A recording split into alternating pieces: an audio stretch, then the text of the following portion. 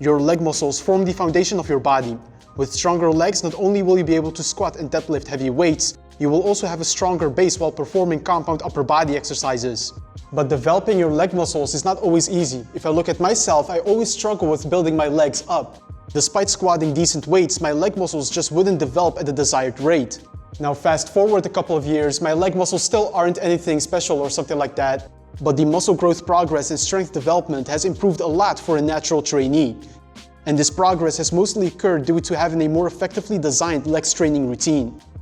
So in today's video, I will discuss my science-based approaches through which you can also effectively train your legs. In 5 simple steps, I will explain how you can design an effective legs training routine. And at the end of this video, I will package these 5 steps into a simple workout that you can actually apply. By the way, I want to say a quick thank you for helping me reach 15,000 subscribers on this YouTube channel. We're still a relatively small community in the YouTube fitness space, but you guys support me a lot and I appreciate that. And you're here early because, we're gonna make it big. I believe that. And so thank you for rocking with me at this stage of my journey, and I'll do my best to make sure you get the best content possible. So back to legs training. First, let's look into the different leg muscles so that we can get a better idea of what movement patterns we need to train for balanced lower body development. And there are 4 primary muscle groups that we want to target. First, we of course have the quadriceps, which get worked when you extend the knee. Next, we have the hamstrings, which we can train through knee flexion and hip extension. Thirdly, we have the glutes, and the glutes can be trained via hip extension and hip abduction.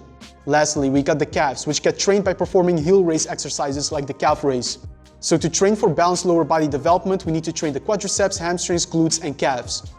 We can properly train these muscle groups by making sure that we have 5 different types of leg exercises in our training week. Let's dive into the first exercise pattern, and that is making sure that you train a squat variation. With a squat, your knees extend and you slightly flex your hips. Because of this, the squat trains mostly your quadriceps, but also the glutes and to a lesser extent your hamstrings. There are 2 main barbell squat variations, a barbell back squat and a barbell front squat. If we compare the 2 exercises, with the back squat you lean forward slightly more than in a front squat, making the back squat more hip dominant while the front squat is more knee dominant. Because of this, research shows that the front squat places lower pressure on the low back. So if you have a history of low back pain, it is worth experimenting with front squat variations instead of the back squat. But perhaps a better alternative to the back squat if you have low back discomfort is performing split squats. If you have ever done Bulgarian split squat variations, then you probably know that you can feel a good burn in your lower body while doing it, but that's worth it if we look at the research. Bulgarian split squats target similar muscle groups as a barbell back squat, so without having to stack hundreds of pounds on a bar, you can still train the squat pattern effectively. You also get the benefit of training each leg individually, which helps avoid muscle imbalances. With all squat variations, we want to make sure that we make use of good range of motion and squat deep. Research comparing deep and shallow squats clearly shows that deep squats promote legs muscle growth more. If you struggle with reaching proper depth on a back squat, experiment with having a slightly wider squatting stance or elevating your heels during the squat. Research shows that a wider squatting stance can improve your deep squat by lowering ankle mobility demands during a squat. Elevating your heels during a squat accomplishes a similar thing. So now that we have covered doing squats, it is time to pay more attention to the hamstrings and glutes development by training a hip hinge, or in other words, a deadlift variation. One of the main functions of both your glutes and hamstrings is hip extension. With a deadlift variation, we train hip extension through a greater range of motion, and because of this, there is more emphasis placed on the hamstrings and glutes. Popular deadlift variations are the conventional sumo and Romanian deadlifts. If you already have a squat variation in your routine, then I would suggest most people to focus their deadlift efforts on something like a Romanian deadlift if balanced lower body development is the goal. On a Romanian deadlift, we focus the most on training the hip hinge. So you can focus more on training the hamstrings and glutes after training mostly the quadriceps with a back squat variation. With a Romanian deadlift, you keep a slight bend at the knees and lower the weight down by pushing your hips back and keeping your knees stationary. The goal is essentially to stretch the hamstrings and then contract back up. Once the hamstrings are stretched, you raise your torso while keeping a neutral spine. Now, after training a squat and deadlift variation, we gave the quadriceps and hamstrings a good amount of stimulation. Your glutes have been challenged as well, but they are not really the focus point in these exercises. So to make sure that the glutes also get the required attention to maximize progress, it now is time to train something like a bridging pattern with an exercise like doing hip thrusts. A hip thrust is also a hip hinge like a Romanian deadlift, But because your body is horizontal to the floor with a thrusting motion, there is greater resistance on the glutes with hip thrust. When you reach full hip extension, the glutes get challenged the most with the hip thrust, while with a squat or deadlift, there is minimal tension on the glutes at the top part of the range of motion. This helps explain why research shows more glute activation when doing hip thrusts compared to squats. A good alternative to hip thrusts is doing glute bridges from the floor. This exercise variation is a bit simpler since you don't have to worry about stabilizing your back on a bench behind you. The fourth movement pattern is something that I see being neglected in many leg training programs, and that is also incorporating some single leg work in your routine. With exercises like squats, deadlifts, and hip thrusts, both legs work together at the same time. Since most of us have one dominant side of the body, it is then also common that one leg, for instance, will work harder during a squat variation or a hip thrust. Over time, this can result in some lower body muscle and strength imbalances.